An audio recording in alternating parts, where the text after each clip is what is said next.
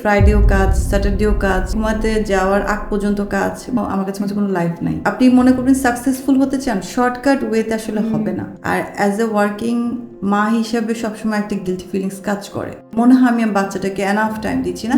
জ্বর হলে আমি ডাক্তার কাছে যাচ্ছি, বাট আমার মেন্টাল হেলথের জন্য কিন্তু আমি কোনো মানসিক ডক্টর কাছে যাচ্ছি না। প্রথম দিকে যখন আমাকে মেডিকেশন দিয়েছিল আমি খুব কষ্ট পেয়েছিলাম যে আমাকে ওষুধ দিল, কারণ আমি তো কথা বললে ঠিক হয়ে যেতাম। তো আস্তে আস্তে ওটা উইথড্রল হয়েছে। ভালো এমপ্লয় পেলে তাদেরকে 1 বছর 2 বছর বেশি রাখাটাই কঠিন, সেখানে আপনি 20 বছর 25 বছর ধরে রেখেছেন। আপনার ম্যাজিক মন্ত্রটা কি আপু?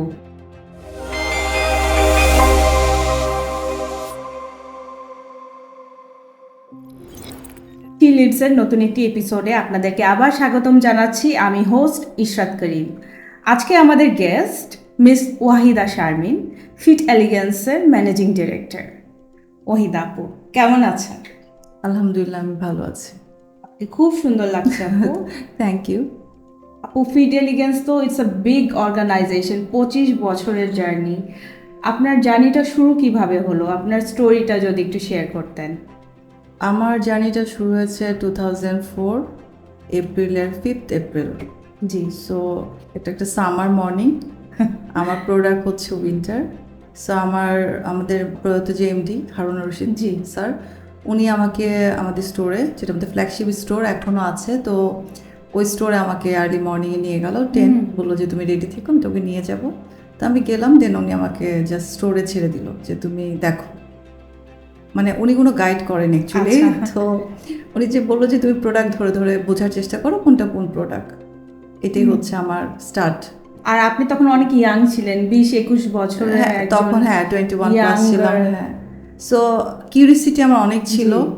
আর যেটা ছিল যে প্রতিটা প্রোডাক্টই যাই ধরতাম সব একই রকম লাগে। এখন যেমন আমি ফিল করি ফ্যাব্রিক ধরে যে ওকে ফাইন, এটা উল, এটা পলিউল, এটা পলিস্টার, তখন আমি যাই ধরি সব আমার কাছে একই ফিলিং, কারণ আমি কোনো ফিল করতেই পারছিলাম না যে ডিফারেন্সটা কি, মানে কি ফিল করবো এটা বুঝতে পারছিলাম না। খুব আপসেট যে আমি কিছুই বুঝলাম না। তো একটা টাইমে এটি আমার ক্যারিয়ারের একটা মানে টার্নিং পয়েন্ট হয়ে যাবে, এটা আসলে আমি তখন নিজেও রিয়েলাইজ করি। ওই দিনটা আমি কখনোই ভুলি নাই, কারণ এই যে আমি কিছুই বুঝিনি তখন যে আমি কি করছি। আচ্ছা, এটাই। বাহ আপু, সো আপনি তো লং রানে কোম্পানিটা চালাচ্ছেন, এবং আমি শুনেছি যে আপনার যারা কলিগরা আছেন তারাও আপনার সাথে অনেকে জার্নি শুরু করেছিল। এবং ব্যাকস্টেজে যখন আমরা গল্প করছিলাম, আপনি বলছিলেন যে আপনি যখন as a young leader join করলেন ফিট এলিগেন্সে, অনেকে জবও ছেড়ে দিয়েছিল। সো আপনি একটু আমাদেরকে স্টোরিটা শেয়ার করবেন প্লিজ। অ্যাকচুয়ালি যখন আমি ফিট এলিগেন্সে ঢুকলাম, তখন যেটা হয়েছিল, আমার থেকে বয়সে সিনিয়র এমপ্লয়ি ছিল, তো ওরা যেটা বুঝতে পেরেছিল যে একটা সময় এটা আমি কন্ট্রোল করব, এটা অনেকের ইগোতে লেগেছিল, বিশেষ করে মেল যারা ছিল। ফিমেল লিডার অ্যাকসেপ্টেন্সটা না, তখন সোসাইটিতে ভেরি হার্ড ছিল। সো দেখা গেছে যে অনেকে এটা ট্রাস্টই করতে পারতো না, এবং তারা মনে করতো হয়তো বা তারা যে চাকরিটা করছে এখানে কোনো সিকিউরিটি ইন ফিউচারে আসবে না। সো তারা জব থেকে রিজাইন দিয়েছিল। এরকম 3 জন দিয়েছিল, আবার আমি 3 জনকে বাদ দিলাম, কারণ আমি দেখছি আমি কাজ করতে পারছিলাম না। কারণ তারা ছিল, কিন্তু তারা দেখা যাচ্ছিল যে অনেক ক্ষেত্রে আমাকে কাজে বাধা হয়ে যাচ্ছিল, কমান্ডটা নিতে পারছিল না, বা আমাকে রিপোর্টিংগুলো ঠিক করে করছিল না। তখন আমি 3 জনকে বাদ দিয়েছিলাম। আর যেটা হয়েছিল যে ইটস ট্রু যে এখানে সোশ্যাল অ্যাকসেপ্টেন্সটা আসলে এখনও যে খুব কমফোর্টেবল তা না, তখন আরও হার্ড ছিল। তো সময় যেটা হয়েছে যে যারা আমার সাথে কাজ করছে, আমার এজের যারা ছিল বা আমার থেকে কিছু বড় ছিল, তারা আমাকে খুব সাপোর্ট করেছে। আচ্ছা, তো আমার মোস্ট অফ দ্য এমপ্লয়ি আমাদের এখানে কাজ করছে 25 ইয়ার্সও আছে। সো উই আর ব্লেসড যে আমার সাথে সব জার্নি শুরু থেকে ইনশাল্লাহ আমরা এন্ড অফ দ্য জার্নি থাকবো। তো আমাদের ইচ্ছা আছে ইন ফিউচারে যে তাদের জেনারেশনও কাজ করুক, এভাবে আমরা একটা ফিল্ড তৈরি করি, লেগেসিটা। এক্স্যাক্টলি। তো এটা একটা ওয়ান্ডারফুল জার্নি, কারণ একসাথে যখন আমরা 22 বছর কাজ করছি, 25 বছর কাজ করছি ওনারা, একটা ট্রাস্টের ইস্যু আছে, সেটা ওই তো ট্রাস্টটা ওনারা আমাকে করেছিল। সেটা অবশ্যই, স্পেশালি বাংলাদেশের পার্সপেক্টিভে এখন তো এত মাল্টিপল অপশনস অপরচুনিটি, দেখা যায় যে একটা ভালো এমপ্লয় পেলে তাদেরকে 1 বছর 2 বছর বেশি রাখাটাই কঠিন, সেখানে আপনি 20 বছর 25 বছর ধরে রেখেছেন। আপনার ম্যাজিক মন্ত্রটা কি আপু, কিভাবে রাখলেন? এটা ম্যাজিক মন্ত্র অ্যাকচুয়ালি না, সেটা হচ্ছে আমাকে সবচেয়ে বড় ব্যাপার হচ্ছে আমি ওনাদেরকে আমার ফিলিংস, আমার ড্রিমটাকে শেয়ার করেছি। ওই আমার যে ড্রিমটা সেটাকে তারা ট্রাস্ট করেছে, এটাই ছিল একমাত্র ওয়ে। এবং এখানে হচ্ছে অনেস্টি, আপনি যেটা বলছেন সেটা আপনি করছেন, তখন হয় কি আস্থাটা আস্তে আস্তে বাড়ে, কমিটমেন্ট। সো আমি আমার এমপ্লয়ীদের ক্ষেত্রে বলবো না, দে আর নট এমপ্লয়ি, যারা আমার সাথে আছে দে আর লাইক আমার কলিগস। তো ওদের সাথে আমার আন্ডারস্ট্যান্ডিংটা এমন যে ওরা জানে যে ম্যাম যদি এটা বলে ম্যাম এটা করবে, এবং এটা যেহেতু বলছে, এই যে একটা কনফিডেন্ট, বা খারাপ সময় ভালো সময় আমার লাইফেও অনেক আপস অ্যান্ড ডাউনস আসছে, তখন ওনারা আমাকে ব্যাকআপ দিয়েছে। আবার আমি যখন পেরেছি আমি ওনাদেরকে সাপোর্ট করেছি। It's a completely team work, it's like a family. আমরা কিন্তু ফিট এলিগেন্সটাকে বলি ফ্যামিলি, আমরা কিন্তু আমাদের এটাই হচ্ছে family, FE family, fit elegance family. So যেহেতু এখন এদের মধ্যে সবাই, এখন দেখা গেছে যে আমার বাচ্চার বয়সে কারো বাচ্চা, কারো ছোট বাচ্চা, সো এর ফ্যামিলি। একটা বিজনেসকে এতদিন আমরা কন্টিনিউ করতে পেরেছি আলহামদুলিল্লাহ। সো লং টার্ম বিজনেস যদি রান করতে যায় একটা টিম ডেফিনেটলি লাগে, এবং একটা রিলায়েবল এবং স্ট্রং টিম এফিসিয়েন্সির দিক থেকে লাগে, প্লাস ট্রাস্টের দিক থেকেও লাগে, বোথ সাইডেই লাগে, এবং ডেডিকেশন। সো এই ডেডিকেশন সব কিছু মিলে আমি বলবো যে মেবি ক্লিক করেছে। অবশ্যই এটার সাথে আপনার লিডারশিপও ছিল, আদারওয়াইজ তো সম্ভব না। সো আপনাকে আমি অবশ্যই এটার জন্য অ্যাপ্রিসিয়েট করব। আপু, আপনি তো অলমোস্ট 25 বছর হয়ে গেল এই অ্যাপারেল ইন্ডাস্ট্রিতে। আমি 22 ইয়ার্স। আচ্ছা। আর স্টার্ট হয়েছে ফিট এলিগেন্স হচ্ছে আপনার 2001 মার্চের 26 তারিখে, 26শে মার্চ আমাদের একটা বেস্ট দিনে আর কি এটা চালু করেছে। আপনি তাহলে একটা ইন্ডাস্ট্রি এক্সপার্ট অ্যাপারেল ইন্ডাস্ট্রিতে, ডেফিনেটলি। তো শুরুটা কেমন ছিল ওই সময়, ইন্ডাস্ট্রির অবস্থা কেমন ছিল? মানুষ কি এখন যেমন স্যুট একটা part of our professional lifestyle, regular, ওই সময়টা কি অবস্থা ছিল? আপনার স্ট্রাগলগুলো কেমন ছিল? খুবই মানে একটা ভয়ঙ্কর স্ট্রাগল ছিল।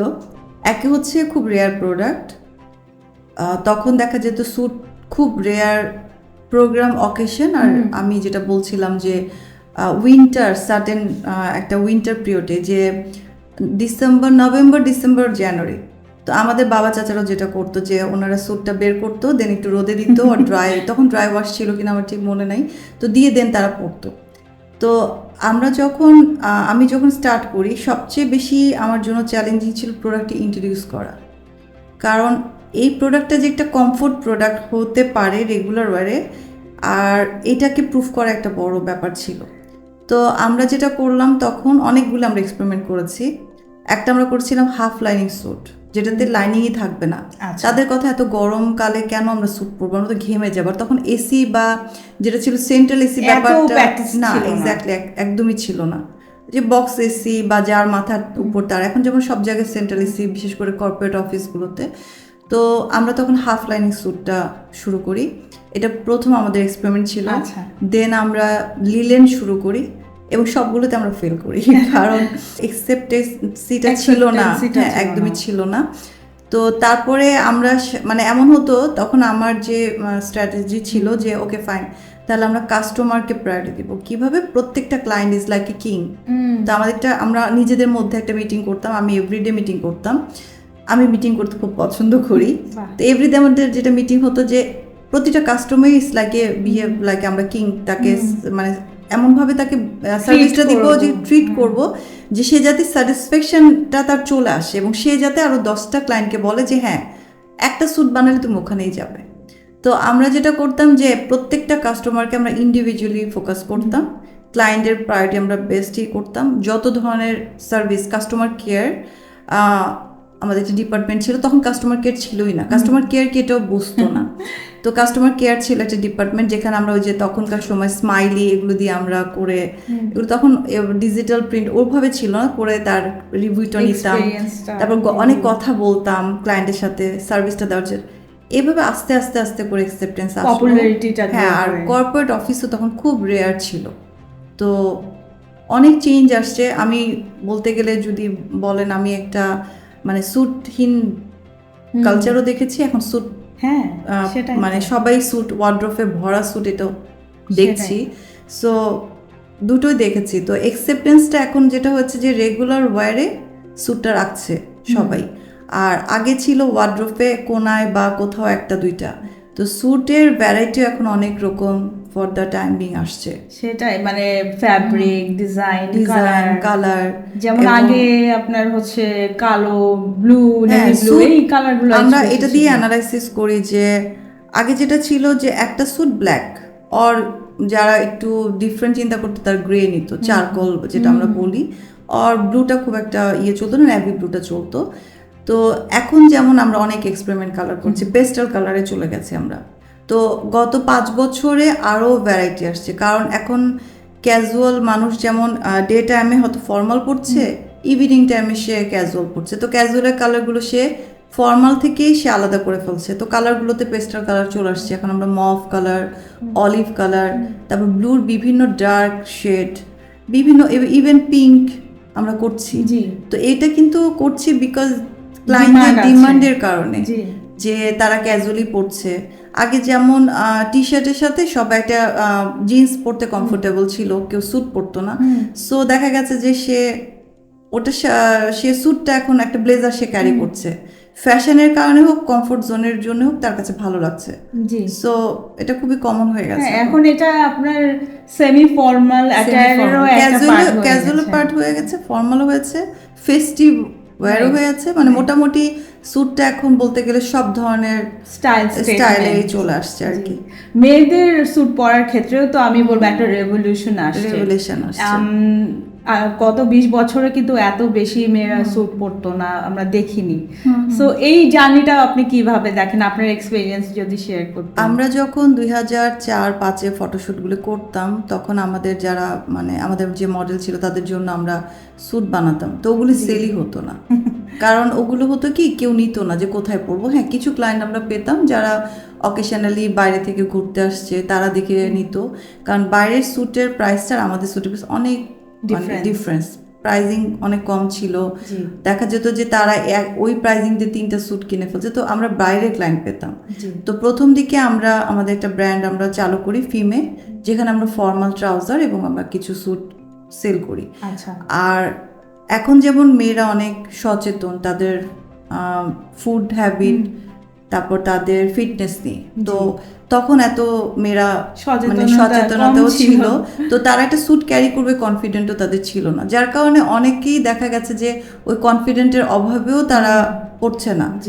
আর অনেক ক্ষেত্রে এরকমও ছিল যে শাড়ির উপর দিয়ে স্যুট পরা বা ব্লেজার, মানে ব্লেজার পরা, অ্যাকচুয়ালি ব্লেজার পরতো, তো তারা নিত, কিন্তু খুব স্লোলি আর কি এটা হয়েছে। এখন দেখা যাচ্ছে স্যুট হচ্ছে সবাই পড়ছে, কেনা পড়ছে মেয়েরা। এখন সবাই দেখা যাচ্ছে যারা ফ্যাশন কনসিয়াস, তারা একটা করে ব্লেজার তার ওয়ার্ড্রোবে রাখছে।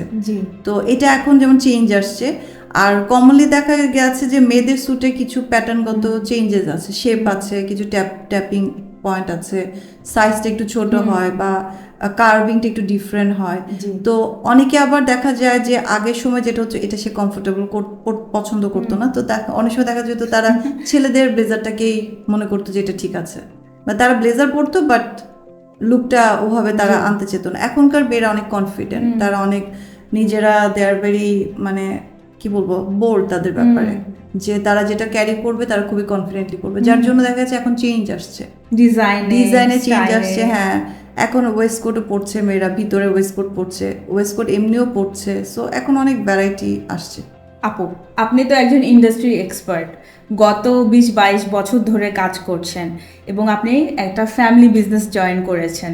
এমন সময় জয়েন করেছেন যখন আমরা দেখেছি যে এলিট ক্লাসের ওয়াইফরা মোস্টলি সোশ্যাল গ্যাদারিংয়ে বেশি কমফোর্টেবল ছিল বিজনেসে রাদার দ্যান বিজনেসের হাল ধরার ক্ষেত্রে।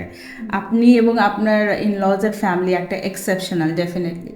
সো এই জার্নিটা কিভাবে শুরু হলো এবং তাদের ভূমিকাটা কি ছিল আপনার এই সাকসেসফুল ক্যারিয়ারে গ্রোথে? অ্যাকচুয়ালি আমার মা নিজেও হাউস ওয়াইফ ছিল, আমার বাবা কাজ করতে ওভাবে পছন্দ করতো না, কিন্তু আমার বাবা খুব পার্টিকুলার ছিল যে তার মেয়ে কাজ করবে। সো এখানে যেটা হয়েছিল অ্যাকচুয়ালি আমার বিয়ের পরে আমি অনেকটা সময় মানে বাসায় কিছুদিন আমি ছিলাম, তখন আমি আমার পড়াশোনা বা পরীক্ষা নিয়ে ব্যস্ত ছিলাম। তো আমার প্ল্যান ছিল আমি বিসিএস দিব, দেন আমি যেহেতু আমার ব্যাকগ্রাউন্ড, আমার বাবার ব্যাকগ্রাউন্ড গভর্নমেন্ট ইয়েতে, সো আমার ইচ্ছা ছিল যে মেবি আমার বাবার ইচ্ছা ছিল যে আমি কোনো সরকারি হ্যাঁ যে যেটাকে বলে চিফ জাস্টিস এই জাতীয় প্রফেশনে যাই বিসিএস দিয়ে বা বিসিএস ক্যাডার। তো যখন বিয়ের পরে একটা ডিফারেন্ট ব্যাকগ্রাউন্ডে আমি চলে আসলাম, তো প্রথম দিকে আমি খুব ফার্স্ট্রেট থাকতাম বিকজ দ্য রিজন অফ আমার প্রায় সময় কান্না পেতো, কারণ এখানে আমার কাছে কোনো লাইফ নাই, কারণ ফ্রাইডে স্যাটারডে সব দিনই কাজ। সো আমি মনে করতাম ফ্রাইডে মানে হচ্ছে জুম্মার দিন, নামাজ পড়ে সবাই রেস্ট না, এরকম যেটা আমরা বড় হয়েছে আমার ব্যাকগ্রাউন্ডে মানে আমার 21 বছর আগের লাইফে। তো হঠাৎ করে দেখি ফ্রাইডেও কাজ, স্যাটারডেও কাজ, মানে এমন কোনো দিন নাই ঘুমাতে যাওয়ার আগ পর্যন্ত কাজ, ঘুমাতে ওঠার পর থেকে কাজ। তো এইটা অনেক বড় একটা ডিপ্রেশন ছিল। তো আমার যেহেতু স্টাডিও কমপ্লিট হয়নি, তো পড়াশোনার ফাঁকে ফাঁকে আমি কিছু করতে চাইতাম। আর বিয়ের আগে আমি থাকে যে একটা শখ করে লুকায় স্টুডেন্ট পড়ানো, এই ধরনের কিছু কাজ আমি করেছিলাম। তো আমি কাজ করতে চাইতাম। তো আমার ফাদার ইন ল ওনারা অ্যাকচুয়ালি ওনাদের ব্যাকগ্রাউন্ডটা হচ্ছে ইউএসএর, ওনারা মানে আমার ফাদার ইন ল আমার মাদার দুইজনই হচ্ছে ইউএসএ, ওনারা চলে যায় 72-তে। তো ওখানে আমার মাদার ইন ল উনি কেমিস্ট্রিতে নিউ ইয়র্ক ইউনিভার্সিটি, যদি ভুল না করি, ওখান থেকে উনি গ্র্যাজুয়েশন নেয়। তো সেই 73 দিকে হ্যাঁ। তো যেহেতু ওনাদের ইউএসএ ব্যাকগ্রাউন্ড ছিল, মেবি এটা ওনাদের চিন্তাধারাটা একটু ডিফারেন্ট, লিবারেল ছিল। তো যখন আমার মধ্যে ওই ইচ্ছাটা ছিল যে আমি কাজ করতে চাই, আমি এভাবে থাকতে চাই না, তখন আর কি আমাকে আমার ফাদার ইন ল যেটা বলেছে যে আমাদের এমডি উনি ছিলেন, তো ওনার কাছে আবার যেটা ছিল যে ওনার কথা হচ্ছে ইকুয়ালিটি উনি বিলিভ করতেন। তো মেয়ে কাজ করবে এটা যেমন নর্মাল, অ্যাজ এ মানে ছেলের ওয়াইফ হ্যাঁ কাজ করবে এটাও নর্মাল ছিল, যার জন্য হয়তো বা ইজি।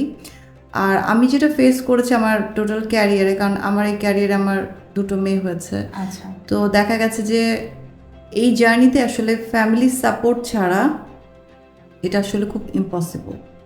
সাপোর্টটা ডেফিনেটলি লাগে, তবে প্রেশারটা হয় মেয়েদের দিক থেকে বেশি, কারণ আমাকে ম্যানেজ করতে হচ্ছে ইচ অ্যান্ড এভরিথিং। আমি যতই যাই করছি, আর আমি যেখানেই যাচ্ছি, দেশের বাইরে যাচ্ছি, যে কোনো কাজে যাচ্ছি, আমাকে সব বাসায় অ্যারেঞ্জ করে দিতে হয়। আর অ্যাজ এ ওয়ার্কিং মা হিসাবে সবসময় একটা গিল্টি ফিলিংস কাজ করে যে মনে হয় আমি কম করছি। তো দেখা যায় প্রেশার থাকে ডবল, যে ওকে ফাইন, আমি মনে হয় আমার বাচ্চাদেরকে এনাফ টাইম দিচ্ছি না। তো যখন থাকি চেষ্টা করি বাচ্চাদেরকে কাছে রাখতে, আবার যখন বাইরে যাচ্ছি ওরা খাচ্ছে কিনা এটা আবার আমাকে রুটিন করে লিখে যেতে হচ্ছে, যে কুক থাকে তাকে বুঝাই দিতে হচ্ছে। মানে আমাদের যারা ওয়ার্কিং উইমেন মাদার বা থাকে, দে আর ভেরি লাইক এ প্রেশারে থাকে, কারণ ওদের হয় কি সবসময় একটা মনে হয় যে রিগ্রেট ফিলিংস কাজ করে, যে মনে হয় আমি বাচ্চাটাকে এনাফ টাইম দিচ্ছি না। বাট আমি ফর দ্য টাইমিং আমি এটা কোনো হাউস ওয়াইফকে বলবো না যে কাউকে আমি কষ্ট দেওয়ার জন্য বলছি, কিন্তু দেখা যায় ওয়ার্কিং উমেনরা বেশি সময় দেয়, ম্যানেজ করে, well manage, because the reason তাদের যেটা করতে হয় যে তাদের কাজটাকে ঠিক রেখে বাচ্চাদেরকেও খেয়াল করতে হবে। ওই যে বললাম রিগ্রেট আর গিল্টি ফিলিংস থাকে, যার জন্য যেটুকু তারা টাইম দেয় তারা চেষ্টা করে হেলদি টাইম দিতে, যে সারাদিন হয়তো বা খেয়াল করছে না, কিন্তু যখন সে টাইম টু টাইম আমার খেয়াল করতে হচ্ছে যে আমার মেয়ে খাচ্ছে কিনা, আমার মেয়ের ক্লাস কখন, সে কাকে কোন ড্রাইভার থেকে পিক করছে, ইচ অ্যান্ড এভরিথিং আমাকে করতে হয়। কোয়ালিটি টাইম দিতে হয়। আবার দেখা যাচ্ছে ও হয়তো, যেহেতু আমার একটা মেয়ে 19 একটা 13, ওদের একটা থাকে যে টাইম থাকে যে ওদেরও মন খারাপ, ওরাও আপসেট, সো ওদেরকেও কাউন্সেলিং করতে হয়। সো আমরা কিন্তু সবই করছি অ্যাজ এ ওয়ার্কিং উমেন হিসেবে, আমরা কিন্তু দুইটাই ব্যালেন্স করছি। এবং আমার কাছে মনে হচ্ছে আমরা মানে চেষ্টা করছি। অনেকে বলে যে যারা কাজ করে তাদের বাচ্চারা ওভাবে গ্রো করে না, ইটস কমপ্লিটলি রং। কারণ আমার বাচ্চা দেখছে যে মর্নিংয়ে মা প্ল্যান করছে, তো তারাও কিন্তু প্ল্যান শিখে যাচ্ছে, বাসায় বসে বসে তারা দেখছে, ওরা আমাকে অবজার্ভ করছে যে মা অর্গানাইজ করছে। হয়তো এখন লাগছে না, কিন্তু যখন ওদের লাইফে এই টাইমটা আসবে তারা ওইভাবে শিখে যাবে। হ্যাঁ, তারা রেডি, হয়তো বা করতে হচ্ছে কম, কিন্তু তখন তারা রেডি, কারণ তারা এর সাথে ইউজ টু এই লাইফের সাথে।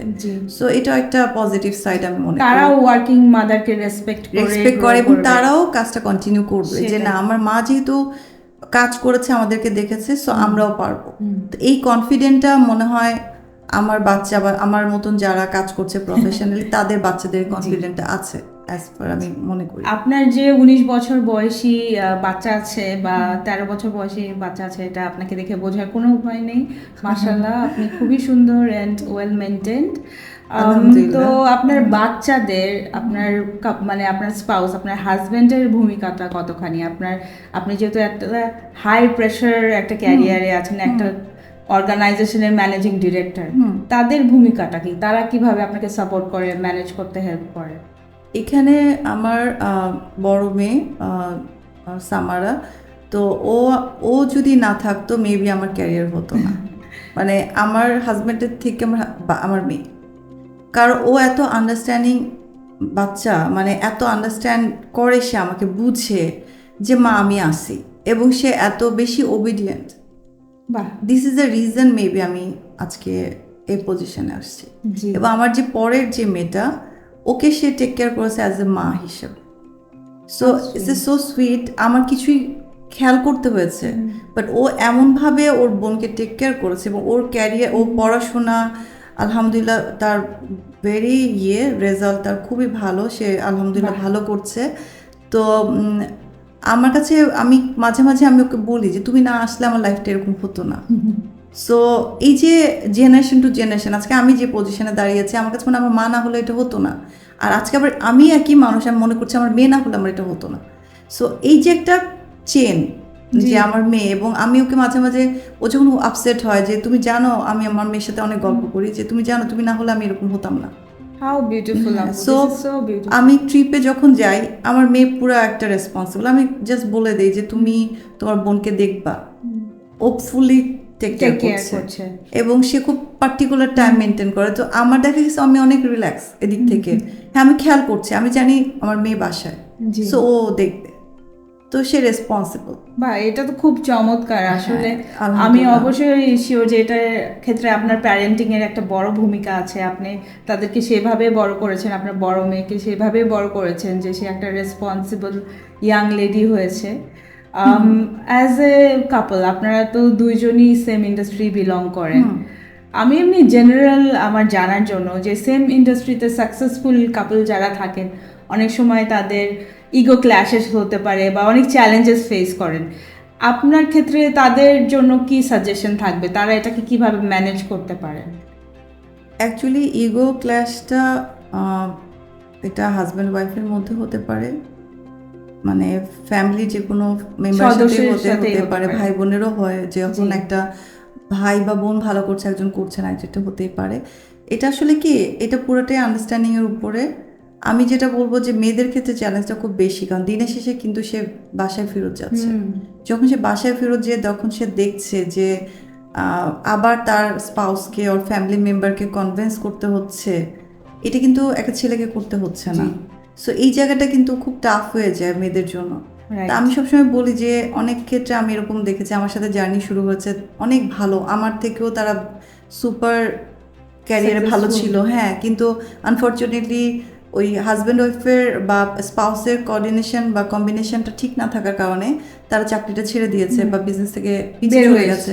এবং যখন 5 বছর পর তার বাচ্চাটা বড় হয়ে গেল, তখন দেখা যাচ্ছে তার কাজ নেই, কারণ সে তখন আর কোনো ক্যারিয়ারে ঢুকতে পারছে না।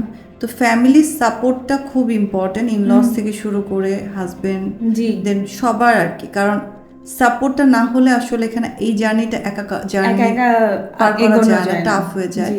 তো এই ক্ষেত্রে আমার কাছে মনে হয় যে যারা ফ্যামিলির ইনলস আছে, হাজবেন্ড আছে, সবাই যদি একটু সময় দেয়, যে আমাদের একটা খারাপ টাইম যায় যখন আমাদের প্রেগনেন্সি টাইম আর আমাদের আফটার 2 ইয়ার্স একটা বাচ্চা হওয়ার পর যে মারা অনেক বিজি হয়ে যায় বাচ্চাদের নিয়ে, এই ক্ষেত্রে দেখা যায় একটা মেয়ের অনেক এডুকেশন, অনেক ক্যারিয়ার ওরিয়েন্টেডের পরেও সে দিনের শেষে মা, ওই জায়গাতে সে দেখা যায় হেরে যাচ্ছে। একটু যদি সাপোর্ট করা হয়, সবাই মিলে যদি বাচ্চার রেসপন্সিবিলিটিটা একটু ডিস্ট্রিবিউট করে নেয়, তাহলে কিন্তু মেয়েরা কাজ করতে পারে, আরো বেশি তারা সোসাইটিতে কন্ট্রিবিউশন করতে পারে। এটা খুবই ইম্পর্টেন্ট। আই ফিল দ্যাট যে আমার কাছে খারাপ লাগে এই জায়গাগুলোতে। এরকম অনেক হয়েছে যে ডে কেয়ার নেই, বাচ্চার দেখার লোক নেই, এই জন্য জব ছেড়ে দিচ্ছে, এবং বাসায় দেখা যাচ্ছে লোক আছে বাট তারা দেখবে না, তো এই কারণে জব ছেড়ে দিচ্ছে। তো ওই মেয়েটা কিন্তু দিনের শেষে একটা টাইমে, একটা এজের পরে যে সে খুব ফ্রাস্ট্রেটেড হয়ে যাচ্ছে যে আমি শুধু এইটাই করছি কেন, তার জীবনে আসলে তার নিজের মিনিংটা হারায় ফেলে এবং অনেক ডিপ্রেশন বেড়ে যায়।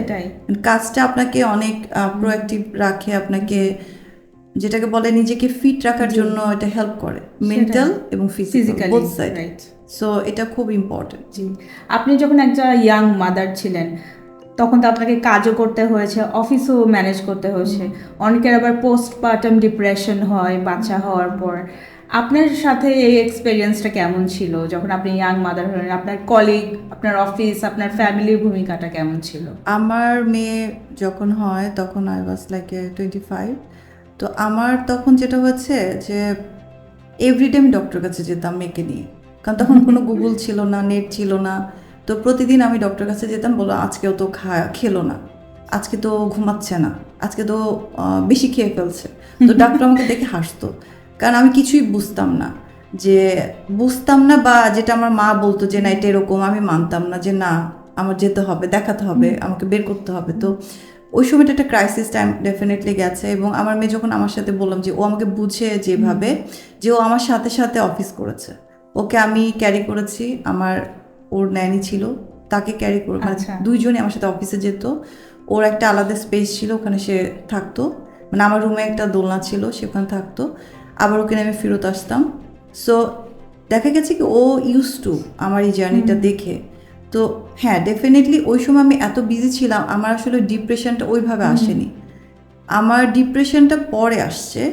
ওই টাইমটা আমি ডিপ্রেস ছিলাম না, কারণ আমি আসলে ডিপ্রেশন ফিল করার সময়টাই পাইনি, এত ব্যস্ততা ছিল। কারণ বাচ্চা, ক্যারিয়ার, দেন যেটা হয় যে সংসার করতে গিয়ে কিছু ক্রাইসিস, বাবা মার রেসপন্সিবিলিটি, সো ডিপ্রেশন ফিল করবো ওইটার জন্য একটু টাইম লাগবে, ওই টাইমটা আমার ছিল না এক্স্যাক্ট। ওই টাইমে আমি খুব বিজি ছিলাম, দেখা যেত ঘুমাতাম, শুয়ে পড়লে আমার কোনো রাত কিভাবে গেল আমি টেরও পেতাম, এত ব্যস্ত ছিলাম। আর এটাই আমার হয়েছে আর কি।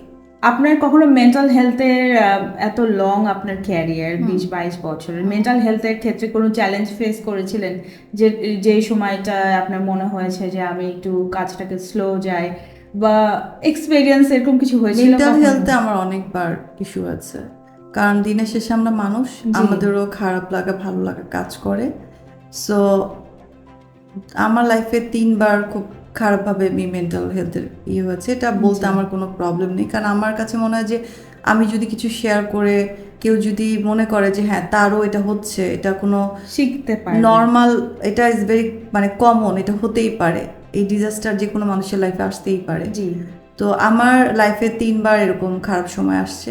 তারপর আমার যে রেসপন্সিবিলিটি ছিল, আমার এমপ্লয়ি এখন অলমোস্ট আমাদের টোটাল 400-এর মতন। সো আমি যখন স্টার্ট করেছি তখন 10 to 11, সো এখন 400।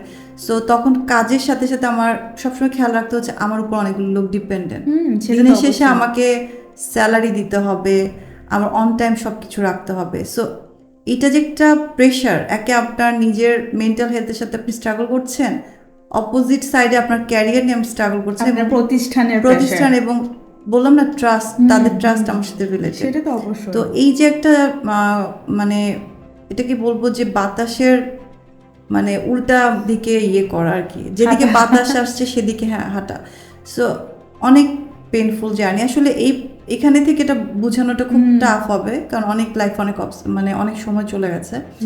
তো আমি সাপোর্ট নিয়েছি ডেফিনেটলি, কারণ যেমন আমাদের অসুস্থতা যেমন ডক্টর আছে, মেন্টাল হেলথেরও ডক্টর আছে।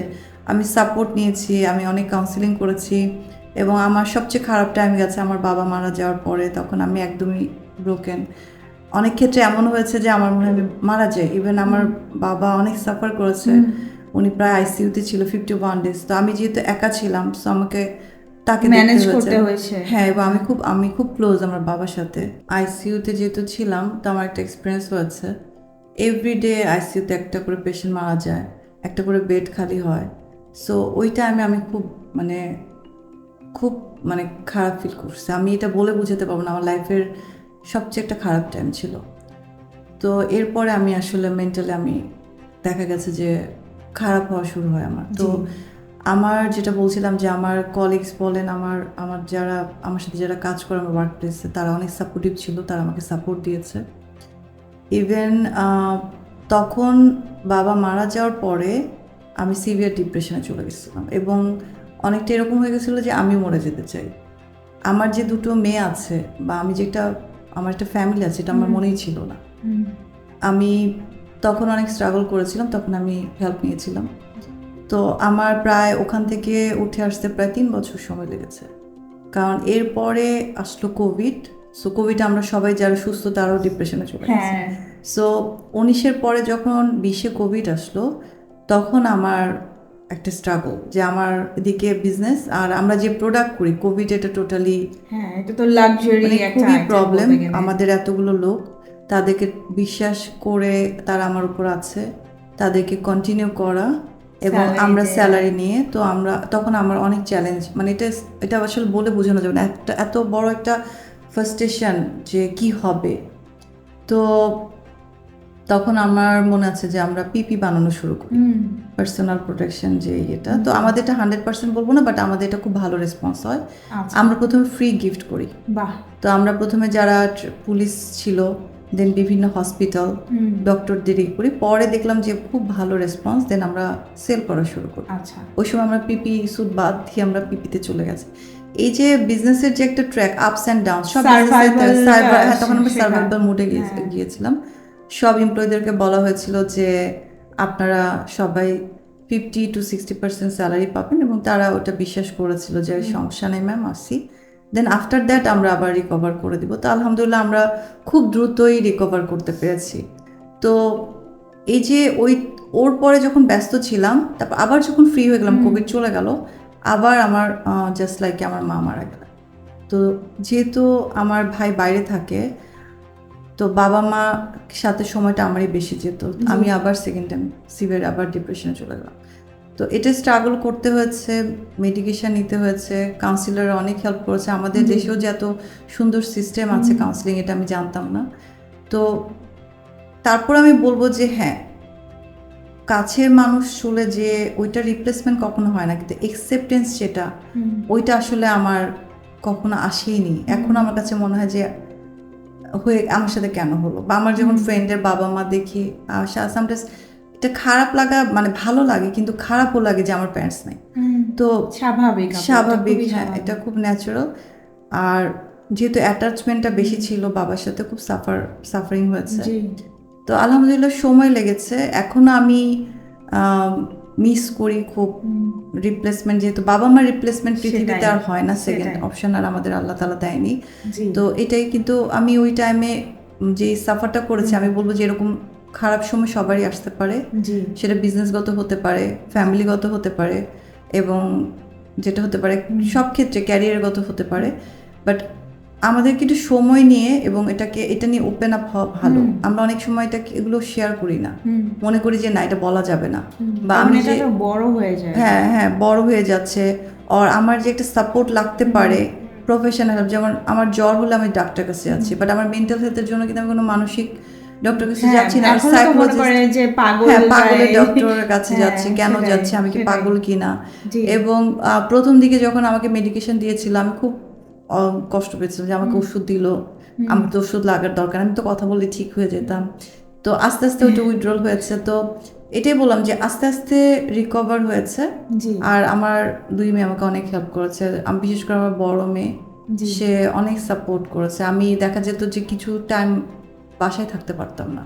ওইটা যখন আমার বাবা যেদিন মারা যায়, থার্সডে রাতে, আমি থার্সডে ফ্রাইডে বাসায় থাকতাম না কখনো, ওই কোনো উইকেই থাকতাম না। আইদার আমি যে কোনো জায়গায় চলে যেতাম। তো ওই 2 দিন তখন আমার ফ্যামিলির সবাই আমাকে সাপোর্ট করেছে, না হলে হয়তো আমি উঠতে আরো সময় লাগতো। ফ্যামিলি সাপোর্টটা আসলে খুবই গুরুত্বপূর্ণ এবং আমার জেনে ভালো লাগলো যে আপনার কলিগরাও আপনাকে অনেক সাপোর্ট করেছে। এখানে যেটা হয়েছে এমনও হয়েছে যে আমি আমার বাবা মারা যাওয়ার 3 দিন পরে আমি অফিস জয়েন করেছি, জাস্ট 3 days। কারণ আমার হচ্ছে আমার বাসা থেকে আমার অফিসটা ইম্পর্টেন্ট, মানে অফিসটা আমার এনভায়রনমেন্টে এত ভালো লাগতো যে আমার অফিসে আমি গেলে আমি ঠিক হয়ে যাব, ব্যস্ত থাকবো। সো বাসা থেকেও কোনো নিষেধ ছিল না, যেহেতু সাপোর্ট ছিল। তা আমি অফিসে গিয়েছি, হয়তো এটা মিটিংয়ে বসবো, ডাকলাম, হঠাৎ এত কান্না পেতো, মানে মনে হচ্ছে আমি কেঁদে মানে আমার চোখ টোক ভেঙে শরীর ভেঙে কান্না, চিৎকার করে কাঁদি। তখন আমি সবাইকে বের করে দিয়েছি এবং ওরা বুঝতে পারতো যে হয়তো বা ম্যাম এখন টাইম যাচ্ছে, সো ওকে ফাইন, কান্নাকাটি করে চোখ টোক মুছে আবার আমি মিটিংয়ে বসেছি। আমি চেষ্টা করেছি যে না, আমাকে আমার এই পার্টটাও দেখতে হবে, আমি এটা করতে পারবো না। তো যেহেতু আবার কোভিডের পরে স্ট্রাগল টাইম সবারই গেছে, যে আবার নতুন করে ব্যবসার মানে সব মডিউল চেঞ্জ করতে হচ্ছে আর কি আমাদেরকে। তো এই টাইমটা সবারই লাইফে একটা ক্রাইসিস যেতেই পারে, এটা খুবই ন্যাচারাল। আমরা সবাই ভাবি যারা সাকসেসফুল বা যারা খুব ফাইন্যান্সিয়ালি বেটার ফ্যামিলি থেকে আসে তাদের লাইফে কোনো চ্যালেঞ্জেস নাই, তাদের লাইফ খুব ইজি, বাট আসলে দিন শেষে আমাদের সবারই জীবনে অনেক চ্যালেঞ্জেস আছে। আর আপনাকে থ্যাংক ইউ যে আপনি এত ওপেনলি আপনার স্টোরি শেয়ার করছেন, এটা থেকে অনেকেই শিখবেন, অনেকেরই কাজে আসবে। যেটা হয়েছে, আমি যেটা মনে করি যে হ্যাঁ, আমি স্টোরি শেয়ার করছি যাতে এখান থেকে কেউ যদি বুঝে যে হ্যাঁ তার মেন্টাল হেল্পের দরকার, এখান থেকে যদি কেউ বোঝে তার ক্যারিয়ারে ফোকাস করা দরকার, এখান থেকে যদি বুঝে যে লাইফ অবস্ট্রাকল থাকার পর আমাদের এগিয়ে যেতে হবে, হ্যাঁ আগাতে হবে, প্রতিটা দিন আমাদের জন্য ইম্পর্টেন্ট ব্লেসিং। তো আমি যেটা মনে করি যে আল্লাহ তাআলা আমাকে দুনিয়া দিয়েছে, পাঠিয়েছে, আমার কিছু রেসপন্সিবিলিটি আছে সোসাইটির উপর, যেগুলো আমি শেয়ার করলে হয়তো বা এখান থেকে কেউ উপকার পাবে, উপকৃত হবে, এবং এটাকে আমি ইম্পর্টেন্স দিই। সো এটার জন্য wonderful, that shows how wonderful human being you are. So আপনি তো উইমেন রাইটস, উইমেন এম্পাওয়ারমেন্ট নিয়ে খুবই ভোকাল, এটা নিয়ে কথা বলেন, কাজ করেন, আপনার প্রতিষ্ঠানেও আপনি এটা নিয়ে অনেক স্ট্রংলি কাজ করেন, এটা যদি একটু শেয়ার করতেন আমাদের সাথে। আমি যেটা মানে এখন যেমন আমরা চেষ্টা করছি যে আমি যখন জয়েন করেছি তখনও 2-3 জনই ছিল, এখনও 2-3 জনই, এখন আমরা মেয়েদেরকে নিতে চাই। কিন্তু অনেক ক্ষেত্রে হয় কি, যেটা হয় যে আমাদের সাথে যারা কাজ করে তারা মনে করে একটা মেয়েকে আমরা কোনো সেফটি সিকিউরিটি দিতে পারবো কিনা, এটা ইস্যু আছে। আবার থাকে যে তাকে আমরা একটা কমান্ড দিব, সে হয়তো এটাকে মানছে না, বা একটা ছেলেকে দিয়ে কাজ করানো ইজি, ছেলেরা মনে করে ছেলেদের দিয়ে কাজ করানো ইজি।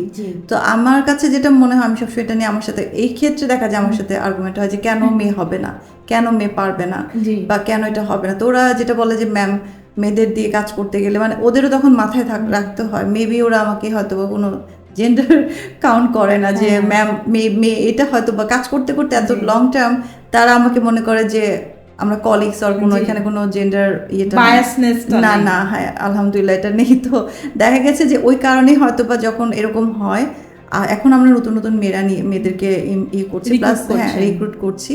আর আমার পার্সোনালি আমার বুটিক আছে ওখানে, আলহামদুলিল্লাহ প্রায় 20 মেয়ে কাজ করছে। তারপরে আমরা দেখা যায় কখনো কোনো মেয়ে হলে আমরা আগে একটু চেক করি, ডেফিনেটলি আমার প্রায়োরিটিটা সবসময় মেয়েদের ক্ষেত্রে থাকে। এমনই হওয়া উচিত, মেয়েদেরকে একটু আপলিফট করা উচিত, এটা আমরা বিশ্বাস করি, আপনিও বিশ্বাস করেন। এর পাশাপাশি আপনি সোশ্যাল রেসপন্সিবিলিটির ক্ষেত্রে মেয়েদের নিয়ে কিভাবে কাজ করছেন, কাউকে মেন্টরিং করা বা উইমেন এম্পাওয়ারমেন্টের ক্ষেত্রে আপনি কতটা সোচ্চার? এখানে মেয়েদের ক্ষেত্রে যেটা হয়, যেহেতু আমার একটা বড় টিম আছে এবং আমার এমপ্লয়ি আছে মেয়েরা, প্রায় 20টা মেয়ে আছে, সো কিছু না কিছু সারাক্ষণ করতেই হচ্ছে। কারণ হয় কি, অনেক সময় দেখা যাচ্ছে আমি আমার যারা কাজ করছে তাদেরকে আমি কথা বলে তারা ফিল করে যে ফিল করে। এই যে গত পরশু দিন এরকম হচ্ছে যে বাচ্চা দেখার লোক নেই, সে রিজাইন দিবে, বাচ্চার ক্যান্সার, এরকম ইস্যু আমরা কিন্তু ফেস করছি। তখন দেখা যাচ্ছে আমি আমার ওয়েতে বলে দিচ্ছি যে এইভাবে কথা বলেন, দেখা যাচ্ছে কাজে দিচ্ছে। কারণ আমি আসলে একটা মেয়েকে লুজ করতে চাই না, সেটাই। কারণ আমি সবসময় যেটা বলি যে এখানে আমি মেয়ে বলে আমি প্রবলেমটা বেশি বুঝবো একটা মেয়ের ক্ষেত্রে। একদম হ্যাঁ, মেয়ে বসের ক্ষেত্রে যেটা হয়, মেয়েরা কিন্তু মেয়েদের প্রবলেমটা বুঝে। যখন কেউ কাছে ছুটি চাওয়ার জন্য আসে, আমি দেখি যে তার প্রায়োরিটিটা ইম্পর্টেন্ট, এটা কিন্তু ছেলে বসকে অনেক সময় বোঝানো যায় না। এই ক্ষেত্রে আমি বলবো যে আমার সাথে যারা কাজ করে তারা কিছুটা প্রিভিলেজ, যে ওকে ফাইন ম্যামকে এটা বলা যায় বা Ma'am অনেক এটা কিছু বুঝে। বুঝে যে তারা অনেক সময় দেখা যায় সেটাই। তাদের ফ্যামিলি ক্রাইসিসগুলো বলছে, আমি আমার এক্সপিরিয়েন্স দিয়ে বলছি যেটা করতে পারেন, যেটা আবার রং ডিসিশন নিচ্ছে এটা বলছি যেটা ঠিক না, এটা রং, জি। এটা হয়তো বা পরেই হচ্ছে। তো এরকম করা হয়। আবার দেখা যায় এডুকেশনালি আমরা সাপোর্ট দিই, যেটা আমরা করি যে পরীক্ষার ছুটিগুলো আমরা দিই, এটা আমাদের এমনিও ফিটেলিংস আমরা করি, যে কোনো যারই পরীক্ষক আমরা আচ্ছা। লিভগুলো অ্যাডজাস্ট করি। বাহ। আর আগে যেহেতু আমি নিজে স্টুডেন্ট ছিলাম যখন আমার ক্যারিয়ার শুরু, তো আমরা যেটা করি যে স্পেশালি পরীক্ষার ছুটিগুলো ওগুলো আমরা আইদার হলিডের সাথে অ্যাডজাস্ট করি, না তো কিছু লিভ মওকুফ করে দিই। এটা তো অনেক বড় একটা সাপোর্ট। হ্যাঁ, এটা আমরা করি, এটা আমরা করি। কিন্তু এইসব কেসে দেখা যায় কি মিস ইউজও হয়, অনেক ক্ষেত্রে দেখা যায় অনেক এটা মিস ইউজ করছে, এটা আনফরচুনেট হয়। তো এখন আমরা এগুলি ক্ষেত্রে একটু পার্টিকুলার হয়ে যায় যে রুটিন দিতে, পলিসিটা মেনটেন করে। আগে যেমন হ্যাঁ পরীক্ষা দিয়ে দিচ্ছি, তো আমার ক্ষেত্রে সবসময়, কারণ আমাদের সাথে যারা সেলসে কাজ করে তারা ম্যাক্সিমামই হচ্ছে আপনার স্টুডেন্ট। জি। তো ওরা যে কাজ করছে হয়তো তারা বিবিএ করছে বা এমবিএ করছে, তাদেরও পরীক্ষার ইয়ে থাকে। তো আমাদের ওইসব ক্ষেত্রে ডেফিনেটলি, যেহেতু আমি স্টুডেন্ট লাইফ থেকে ক্যারিয়ার আমার, ওইটাতে আমি প্রায়োরিটি দিই, কারণ পড়াশোনার সাথে আসলে কোনো কম্প্রোমাইজ তো আসলে ক্যারিয়ারটা তো বিল্ড করতে হ্যাঁ, হবে। এটা আমি এটা আমরা কম্প্রোমাইজ করি না। That's wonderful. আজকে তো আমাদেরকে অনেকেই শুনছেন দেখছেন, তো আপনার মতো কেউ যদি একটা ইয়াং গার্ল মনে করেন যে ওয়াহিদা শারমিন হতে চান, একজন এমডি হতে চান, এরকম বিগ কোম্পানি রান করতে চান, তাকে আপনার কি বলার আছে, তাকে আপনি কিভাবে গাইড করবেন? আমি কয়দিন আগে একটা মিটিংয়ে বলেছি যে আমি অনেকের কাছ থেকে অনেক কিছু শিখেছি। আমি যে শুধুমাত্র আমার লেভেলে বা আমার উপরে কারো কাছে শিখেছি না, আমি একদম নিচ লেভেলেও সবার সাথে কথা বলি, আমি শুনি কথা বা শেখার চেষ্টা করি। আমার এই ক্যারিয়ার লাইফে আমি যেটা শিখেছি 3টা পয়েন্ট, কি পয়েন্ট যেটা আমার কাছে মনে হচ্ছে। একটা হচ্ছে আপনার কাজকে ভালো লাগতে হবে, যে কাজই আপনি করেন। এটা এমন না যে ফিট এলিগেন্স হতেই হবে, যে প্রফেশনে আপনি থাকেন ওই কাজটাকে আপনার ভালোবাসতে হবে। কাজের প্রতি ভালোবাসা না থাকলে ওটা একটা বোঝা হয়ে যায়, ইটস লাইক একটা মনে হবে যে অনেক হ্যাভি কিছু আপনি টানছেন। আর সেকেন্ড হচ্ছে আপনার কনস্ট্যান্সি, যেটা হচ্ছে আপনার কন্টিনিউশন থাকতে হবে, যে আপনি কোনো ব্রেক পাবেন না, এবং আপনি যদি ব্রেক নেন তাহলে ওখানে আপনার ব্রেক পড়ে যাবে, যেটাকে আমরা বলি লেগে থাকা। এক্স্যাক্টলি। যেমন আমি এটা বলতে ভুলে গেছি যে আমার মেটার্নিটি এগুলো কোনো লিভ ছিল না, এবার আমার ফাদার মারা গেছে, তখন আমি কোনো ব্রেক নিইনি। মেটার্নিটি আমি ডেলিভারি 2-3 দিন পরে আমাকে হ্যাঁ আমার বাসায় এসে আমাদের যখন যে সিএ ছিল কাজ করেছি আমি, যে ওকে ফাইন আসেন, আমি তো বসে আছি, বিষয়টা এরকম ছিল। তো এই যে কাজের সাথে লেগে থাকা। আর থার্ড পয়েন্ট যেটা আমি বলবো সেটা হচ্ছে যেটা আমি শিখেছি ছোট একজনের কাছ থেকে, সেটা হচ্ছে কোনো কিছু শর্টকাট নেই, হার্ড ওয়ার্ক। হ্যাঁ, আপনি মনে করবেন সাকসেসফুল হতে চান, শর্টকাট ওয়েতে আসলে হবে না। আপনি সাকসেসফুল হতে চাইলে আপনাকে ডেফিনেটলি লং রানেই যেতে হবে, এটা ইম্পর্টেন্ট। কষ্ট করতে হবে। চেয়ারটা আপনি যদি ধরে রাখতে চান বা ওই পজিশনটা আপনি যেতে চান, চেয়ারে উঠতে চান, ওর চেয়ারটা ধরে রাখতে চান, আপনাকে এফোর্ট দিতে হবে। সো এই 3টা পয়েন্টে ফোকাস করলেই আমার মনে হয় যে হয়তো বা সে আমার থেকে অনেক অনেক বেটার যেতে পারবে। আমাদের সময় তো এত গাইডলাইন ছিল না, সো এই প্রোগ্রামগুলোর মাধ্যমে এখন দেখা যাচ্ছে যে অনেকে অনেক কিছু শিখছে, অনেক এক্সপিরিয়েন্স নিতে পারছে। আমাদের সময় কিন্তু এগুলো ছিল না, এই সাপোর্টটা ছিল না, অ্যাক্সেস টু ইনফরমেশনটা ছিল না। থ্যাংক ইউ যে এরকম একটা প্রোগ্রামে আপনি আমাকে ইনভাইট করেছেন। উই আর অ্যাবসলিউটলি অনার্ড, আপনি সময় দিয়েছেন। এরকম একটা প্রোগ্রামে আমি কথা বলতে পারছি, কেউ কিছু নিতে পারছে নলেজ, আর সোসাইটিতে আমাদের একটা ইম্পর্টেন্স আছে যে আমরা মেয়েরাও এখানে একটা ইম্পর্টেন্ট জায়গায় আছি। তো সবকিছু মিলায়ে কন্ট্রিবিউশন মেয়েদেরও অনেক। সো আমরা যদি মেয়েদেরকে ছোট বয়স থেকে গ্রুমিং করি, যে হ্যাঁ গ্রুমিংটা একদম স্কুল লাইফ থেকে, যে তুমি শুধু এখানে তোমার না, স্কুলগুলোতে যদি গ্রুমিংগুলো থাকে যে না তোমার ওই পর্যন্তই যেতে হবে, তাহলে আরও আমরা যেমন ছেলেদের ক্ষেত্রে এফোর্টটা বেশি দিচ্ছি, একদম জন্মের পর থেকে যে খেলেও ছেলেরা একটু বেশি খাবে, কিন্তু মেয়েদের খাওয়াটা বেশি প্রয়োজন। বাট এটা কিন্তু গ্রামে হয়ে আসছে, বা আমরা যখন মানে ইভেন এডুকেটেড সোসাইটিও হচ্ছে, কনসিয়াসলি না সাবকনসিয়াসলি ছেলে, কিন্তু মেয়েদের কিন্তু উচিত নিউট্রিশন প্রপার পাওয়া, মেয়েদের ছেলেদের থেকে বেটার টেক কেয়ার উচিত। ছেলেদের থেকেও মেয়েদের এডুকেশনে স্ট্রং করতে হবে, কারণ একটা মেয়ে এডুকেশনে স্ট্রং হওয়া মানে একটা ফ্যামিলি স্ট্রং হওয়া, তার বাচ্চারা ফিউচার একটা জেনারেশন মেয়ে ইন্ডিপেন্ডেন্ট হওয়া মানে একটা ফ্যামিলি ইন্ডিপেন্ডেন্ট হওয়া। আল্লাহ মাফ করুক, আজকে যদি তার স্পাউসের কিছু হয়ে যায় সংসারের হালটা কিন্তু তাকে ধরতে হবে। সে যদি ওভাবে রেডি না হয় বা থাকে, এই কনফিডেন্সটা যদি না থাকে, তাহলে সে কি করবে? তার জন্য এটা খুব কঠিন। হ্যাঁ, সো এই জিনিসের জন্য মেয়েদেরকে আসলেও আগে আসতে হবে ধৈর্য সহকারে। জি আপু, খুব অনেক কিছু শেখার ছিল আপনার কাছ থেকে, শিখলাম, খুব ভালো লাগলো। আমরা একদম অনুষ্ঠানের শেষ প্রান্তে চলে এসেছি। একটু মজার প্রশ্ন করব ফ্যাশন টিপস নিয়ে। আপনি যেহেতু ফ্যাশন ইন্ডাস্ট্রিতে আছেন, অ্যাপারেল ইন্ডাস্ট্রিতে আছেন, তো প্রায় আমরা খুব কনফিউজড হয়ে যাই যে স্যুটের ক্ষেত্রে বা ব্লেজারের ক্ষেত্রে কি কি বেসিক কালার রাখা উচিত বা কোন কালারগুলো না হলেই নয়। ফ্যাশনের ক্ষেত্রেও দেখা যায় টাইমলেস পিসেস যেগুলোকে আমরা বলি, তো এক্ষেত্রে আপনার কি সাজেশন হবে যে কোন মাস্ট হ্যাভ কালার্স আমরা আমাদের ওয়ার্ড্রবে রাখতে পারি, স্পেশালি ইয়াং প্রফেশনালরা যারা বিভিন্ন এই টাইপের কর্পোরেট জবে ঢুকছেন, তাদের তো অনেক প্রয়োজন পড়ে, তাদেরকে আপনি কীভাবে গাইড করবেন? রিসেন্ট আমি যেটা ফলো করছি, যেহেতু আমরা ট্রেন্ডটা নিয়ে কাজ করি, এখন অনেক ধরনের চেঞ্জেস আসছে, আর ফ্যাশনটা হচ্ছে তার পার্সোনালিটিকে হাইলাইট করে। জি, তো সবার পার্সোনালিটিতে সব কিছু সে ক্যারি করতে পারে না। আমার ফার্স্ট যেটা সাজেশন থাকবে যে যেটা আপনি ক্যারি করতে পারেন না সেটা আপনি এটাকে রিসিভ করেন না, কারণ ক্যারি করতে না পারলে যে কোনো প্রোডাক্টের একটা মানে নিজস্ব একটা সৌন্দর্য থাকে, বিউটি, হ্যাঁ, ওটা নষ্ট হয়ে যায়। সো কনফিডেন্ট নিয়ে একটা প্রোডাক্ট, আপনি একটা কাপড়ে হয়তো বা আপনার শাড়িতেই একটু ছিঁড়ে গেছে, আপনি এটা খুব কনফিডেন্টলি নিয়ে হাঁটছেন, ওটা খেয়ালও করছেন, আপনি জানেন এটা কি হয়েছে, এটা আপনি ইগনোর করছেন, আপনি তো কনফিডেন্স সাথে চলছেন, এটা হচ্ছে কনফিডেন্ট। আর এটা হচ্ছে যে আপনি একটু পরপর ছেঁড়া অংশটার দিকে তাকাচ্ছেন, কেউ যদি নাও জানে সে জেনে যাবে নিশ্চয়ই আপনার শাড়িতে প্রবলেম।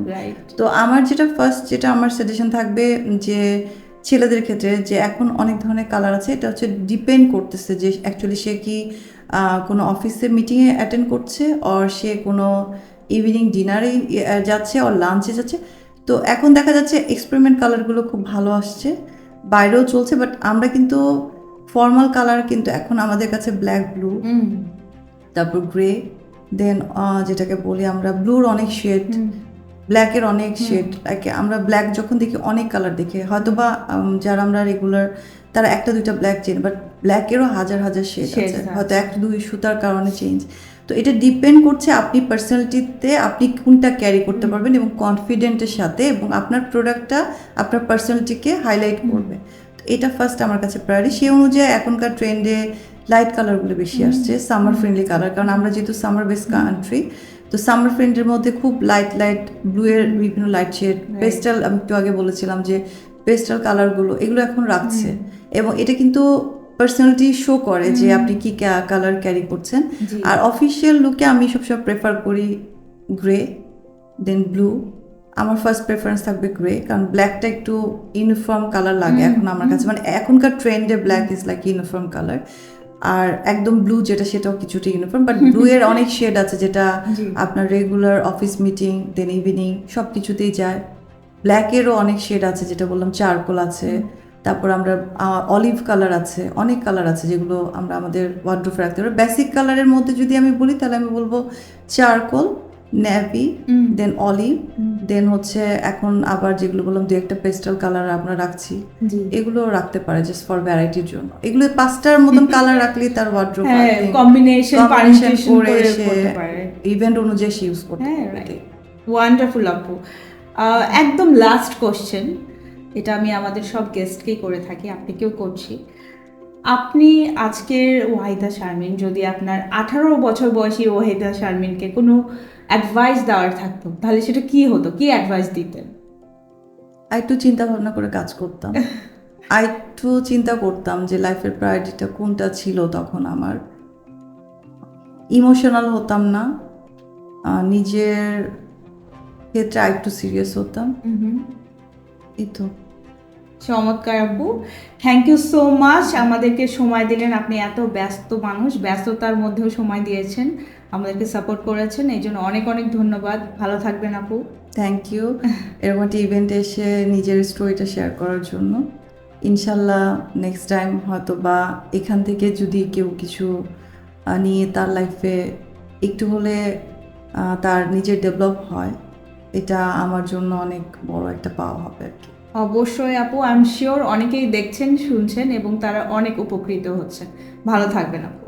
আপনিও ভালো থাকবেন। ডিয়ার অডিয়েন্স, এই ছিল আমাদের আজকের এপিসোড। আশা করি আপনাদের ভালো লেগেছে। আগামী এপিসোড দেখার জন্য আপনাদের আমন্ত্রণ রইল। ভালো থাকবেন, সুস্থ থাকবেন।